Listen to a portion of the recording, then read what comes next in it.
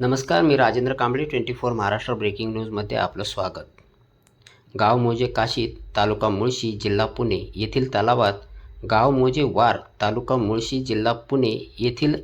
इयत्ता 10वीमध्ये शिकत असलेला विद्यार्थी ओम संतोष निमळे याचा बुडून मृत्यू झाला असून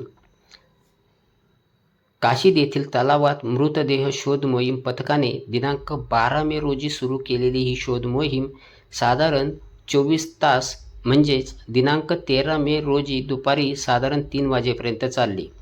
व त्यानंतर मृतदेह शोधण्यास शोध पथकाला यश आले, अशी माहिती शोध मोहीम घेत असलेले पोलीस कॉन्स्टेबल आकाश पाटील व पोलीस हवालदार इनामदार यांनी दिले.